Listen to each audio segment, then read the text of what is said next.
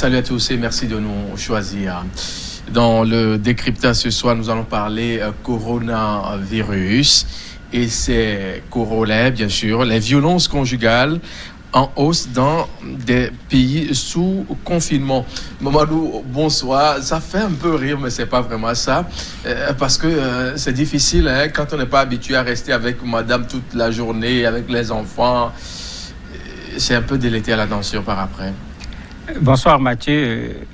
Corona nous rappelle tout simplement qui nous sommes, pour ne pas dire, il nous révèle qui nous sommes. Il ne faut pas oublier qu'on est actuellement dans un monde où il y a la course, pour ne pas dire la compétition. Il faut aller chercher de quoi acheter une voiture, de quoi construire une maison. Quand on ne fait pas attention, je ne dis pas madame ou les enfants, on finit même par s'oublier soi-même. On ne vit plus, on est dans une vitesse de l'accumulation. Il y a des choses auxquelles, à la limite, on ne fait plus attention. Maintenant, avec les couvre-feux, avec le confinement, on est obligé de revenir, j'allais dire, à une certaine réalité. Et comme on l'a dit ici une fois, Corona ne pose pas seulement des problèmes sanitaires, Corona ne pose pas seulement des problèmes économiques, Corona pose des problèmes de façon globale. Ici, un des problèmes qu'il pose, vous avez un bonhomme très dynamique qui se lève tous les jours à 4 heures du matin, son horloge biologique est là, à 4 heures du matin, il se réveille, il va faire quoi? C'est tout le problème. Il est là, il a pris son petit déjeuner, il regarde sa montre 15 fois, les minutes ne passent pas, alors que d'habitude, il avait l'impression que la montre allait très vite. Cette fois-ci, il a l'impression que la montre ne bouge pas. Mais la personne va commencer à s'irriter, et elle va stresser, et il suffit que madame dise je ne sais pas quoi, ou qu'un enfant dise je ne sais pas quoi, vous avez quelqu'un qui va se remplir pour rien du tout de nervosité, et ça fait que le vivre ensemble devient extrêmement difficile parce que on n'a pas appris à vivre ensemble. En réalité, chacun se lève le matin, il part vers la course à l'accumulation. Quand on se retrouve le soir, tout le monde est déjà fatigué. On s'assoit juste ensemble pour quelque temps et puis on part dormir. Et le lendemain, il y a la même routine qui reprend. De sorte que pour des gens qui avaient l'habitude de vivre comme ça, passer 24 heures ensemble devient à la limite quelque chose qu'il faudrait apprendre parce qu'on n'a pas du tout l'habitude de le faire. Selon une étude menée en France, les chiffres sont en hausse en matière de violence faites bien sûr dans les familles en ce moment. Quand on essaie de voir un peu, est-ce que l'on n'est pas tenté de dire que la solution c'est pas forcément le confinement? En fait, le confinement, les spécialistes de la santé sont très clairs là-dessus. D'un point de vue médical, le confinement total est la meilleure solution. Puisque tout le monde est d'accord, le virus ne marche pas, le virus ne vole pas, c'est nous qui l'emportons, c'est nous qui le déplaçons. Donc, plus les déplacements sont réduits, moins le virus va se propager. Mais bien sûr, le confinement maintenant ne s'arrête pas au côté santé, ça engendre des conséquences sur le plan économique, ça engendre, j'allais dire même, des conséquences sur le plan psychologique. Et cela fait qu'effectivement, dans les pays où il y a le confinement actuellement et les pays qui ont précédé, on constate qu'il y a une augmentation de la violence conjugale. En France, la presse française parle de 33% d'augmentation de la violence conjugale. Au niveau de l'Australie, c'est plus grave. La presse parle de 75%. Les Chinois qui ont précédé, on a vu là-bas que pendant la période de confinement, il y a eu de la violence conjugale, mais surtout, il y a eu beaucoup de divorces au niveau des couples. Beaucoup de femmes ont demandé le divorce, ou carrément, puisque les gens c'est curieux, mais les mariés n'en pouvaient plus de rester ensemble. C'est pourquoi il faut qu'on se pose quand même des questions. On s'est marié pourquoi? C'est certainement pour rester ensemble.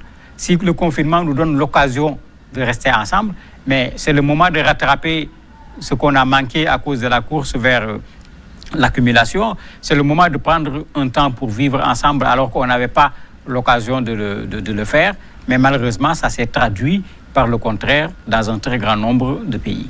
Quand on sait que rester ensemble n'est pas désiré en ce moment-là, ça ne va pas être aussi facile. Mais en Afrique, on peut quand même faire la différence, non? La différence ne sera pas grande parce que c'est vrai que les Africains, dans le principe, vivent de façon plus communautaire, vivent une sociabilité qui est plus intéressante. Quand on dit la famille en Afrique, c'est vraiment large. Hein? Oui, mais la famille ne se retrouve pas. Le matin, tout le monde s'en va. nous sommes en train, sans le dire, sans l'accepter véritablement, d'aller plus vers l'individualisme. C'est ce que nous vivons aujourd'hui, plus que la famille traditionnelle africaine, où tout le monde était là, on partageait tout, on prenait le petit déjeuner ensemble, on mangeait à midi ensemble, on mangeait le soir ensemble. On voit bien des familles où chacun se débrouille pour manger. Est-ce que l'autre a mangé ou pas, ce n'est pas mon souci. Donc nous également, on est en train de prendre dans cet individualisme, on est en train de prendre également dans cette course vers l'accumulation qui fait qu'on oublie cette relation naturelle, normale qu'on devrait avoir avec l'autre. L'autre qui est un remède, qui n'est pas nécessairement un loup, qui devait nous permettre de nous apaiser, d'avoir de la quiétude, etc. Mais aujourd'hui, si on regarde ce qui se passe avec la course vers l'accumulation, on a tendance à fuir l'autre en pensant que l'autre va venir nous dire que j'ai tel problème, il faut m'aider à régler tel problème, même à l'intérieur de la famille, à plus forte raison, avec les autres de façon générale. Donc c'est vrai, nous vivons encore mieux cet aspect social par rapport aux Occidentaux, mais qu'on ne se trompe pas, nous sommes en train, nous également, d'aller vers ce que les Occidentaux vivent. On est tenté d'aller vers ce que les Occidentaux vivent. Quand on essaie de voir un peu l'Afrique du Sud qui est passée au confinement total, et la RD Congo également, le Zimbabwe également, est-ce que, quand on sait que dans ces pays-là, ça n'a pas toujours été facile, est-ce qu'on n'est pas tenté de voir des chiffres aussi élevés comme dans les pays européens? Malheureusement, on n'a pas l'habitude, dans une bonne partie de ces pays, d'avoir des statistiques. En France, il y a tout le temps des statistiques sur ces questions de violence conjugale. C'était déjà un problème en France avant que Covid-19 ne vienne, puisque chaque année, il y a une journée même qui est consacrée à cette question des violences conjugales. Il y a tout un ensemble de mécanismes qu'ils ont mis en place. Avec Covid-19, ils ont même ajouté un élément supplémentaire. Aujourd'hui, quand une femme est victime de violences conjugales, on lui demande d'aller dans la pharmacie la plus proche. Ils ont collaboré avec l'ordre des pharmaciens pour que les pharmaciens servent d'alerte, puisque une bonne partie des policiers sont utilisés actuellement pour faire respecter le confinement. Oui, le confinement. Donc, on n'a pas ce genre souvent de système d'information géographique dans nos pays africains pour pouvoir voir quel était le niveau de la violence conjugale, qu'est-ce que le confinement, le couvre-feu a ajouté à cette violence conjugale. Mais généralement, en Afrique, il y a autre chose qu'on voit. Quand il y a couvre-feu, quand il y a confinement, il faut qu'on s'apprête au niveau des maternités surtout, puisque au bout de 9 mois, il y a de très fortes chances pour qu'il y ait un baby-boom, comme on l'appelle, un très grand nombre de naissances. Et je me dis, c'est préférable quand même à des conflits interminables entre mari et femme. Le confinement semble être un nouveau mot dans le jargon aujourd'hui, parce qu'on n'est pas habitué à écouter ce mot-là, le confinement, va te confiner. Non, c'est vrai que c'est quelque chose de très bien connu dans le milieu médical, surtout chez les épidémiologistes et autres qui connaissent comment gérer les épidémies, qui connaissent ces techniques. Nous, ça ne nous a jamais concernés directement et ça ne nous a jamais concernés autant. Quand on prend le cas de la RDC, par exemple, avec Ebola, ils savent ce que veut dire le confinement, puisque les gens l'ont tenté par moment dans un certain nombre de régions. Le Libéria également l'avait fait avec la présidente Ellen Johnson Sirleaf, quand à un certain moment, Ebola avait créé énormément de problèmes. Mais c'est vrai que pour beaucoup de gens, confinement, confiné, ça ne les intéressait à la limite pas. C'est quand on en devient victime maintenant, parce qu'on ne peut plus se déplacer, on ne peut plus aller au travail, on ne peut plus aller au marché, qu'on découvre un mot qui était là et qui est un mot qui pose énormément de problèmes jusqu'à venir créer des problèmes au niveau du foyer conjugal. C'est vrai que Covid-19, comme disent certains, on ne sait pas qui l'a envoyé, mais il n'est venu que pour créer à la limite des problèmes partout. Je me demande, est-ce qu'il y a un domaine où le Covid-19 n'a pas réussi à créer des problèmes aujourd'hui dans la vie des hommes? Quand on sait qu'avec le Covid-19, on est en plein dedans, c'est pas encore fini, des jours encore plus sombres peut-être, que Dieu nous épargne d'ailleurs. Est-ce qu'on n'est pas tenté de dire que c'est le moment pour les psychologues et les sociologues de jouer leur rôle? On n'est pas quand même habitué en Afrique. Hein? On avait dit ici, qu'il faut une réponse globale. Quand on veut que les gens restent à la maison, mais il faut utiliser les psychologues, il faut même utiliser les pédagogues, les enseignants, pour que, d'abord, qu'on voit nous-mêmes qu'est-ce que les enseignants vivaient, parce que les enfants vont à l'école le matin, les enfants vont à l'école l'après-midi. Ce ne sont pas des enfants de l'enseignant lui-même, c'est des enfants qui viennent de partout avec des éducations qui ne sont pas les mêmes, avec des niveaux de vie qui ne sont pas les mêmes. Imaginez cet enseignant dans sa classe de 7h30 à 11h30 ou bien de 7h à midi, l'après-midi également avec ses enfants. C'est à nous également de voir un peu ce rôle que les enseignants jouent. Parce que généralement, on n'aime même pas que l'école ferme ses portes parce que les enfants vont rester avec nous. On préfère les jeter, entre guillemets, à l'école pour s'en débarrasser. Ça nous permet... 1 an, 2 ans, bien sûr, ça nous permet déjà de voir c'est quoi ce travail que les enseignants font à longueur de journée avec nos enfants.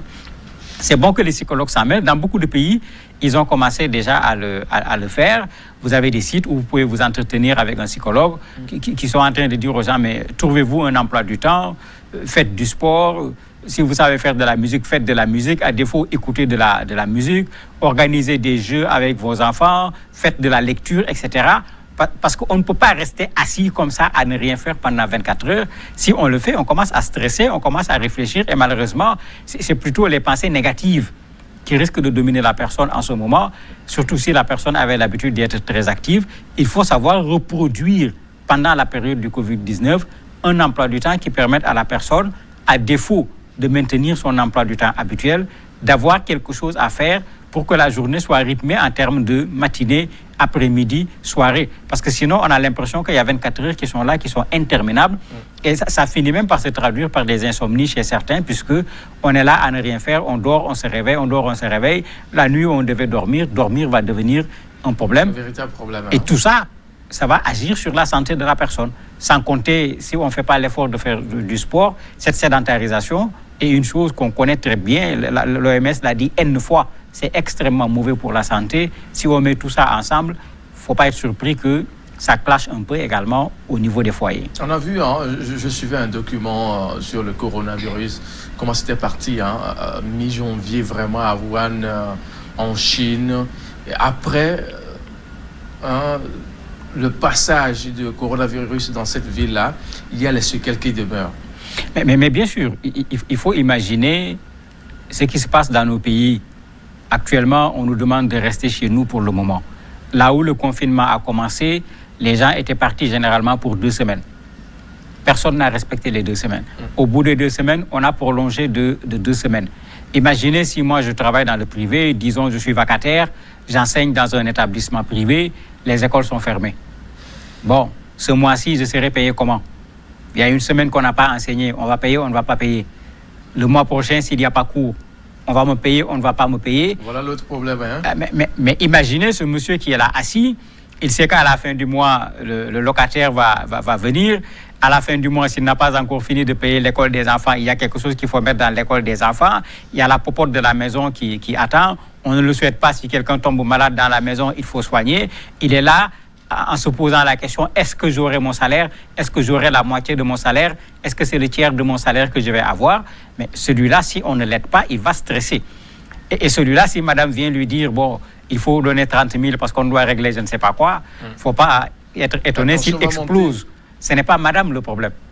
Le problème, il est ailleurs, c'est qu'il était déjà sous tension. Il se demandait déjà comment faire pour pouvoir régler les problèmes au jour le jour. Quand un problème de 30 000 lui tombe sur la tête, c'est comme si celui qui amène le problème ne l'aime pas. C'est comme si tu veux le tuer tout de suite. Et souvent, quand la personne ne sait pas se maîtriser, ça crée une situation qui n'est pas du tout souhaitable entre un mari et une femme. Est-ce que le confinement, c'est indiqué pour ces pays en voie de développement?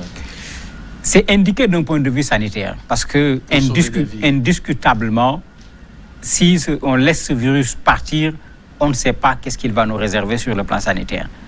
Mais la difficulté se trouve dans le fait que quand vous venez dans nos pays, de façon générale, entre 70 et 80% de la population sont dans le secteur informel. Quelqu'un qui se lève le matin, il va dans un marché, il prend des fruits ou des légumes, il vient, il revend. C'est comme ça qu'il fonctionne au jour le jour. Quelqu'un qui est au marché avec sa cantine, il a sa marchandise qui est déposée, il vend. C'est dans ça qu'il prend de quoi amener à la maison pour faire à manger le lendemain. Si vous bloquez ce système, celui-là peut rester à la maison peut-être 3, 4, 5 jours, le temps d'utiliser ce qu'il avait économisé, mais au bout de 5 jours, on est en face d'un véritable problème. Comment il va faire? Il ne peut pas aller au marché, il n'y a pas de l'argent, mais il va sortir dans la rue pour vous dire « j'ai pas de quoi manger ». parce que c'est vous qui lui avez demandé de rester. À moins que vous ne fassiez comme le président Kagame.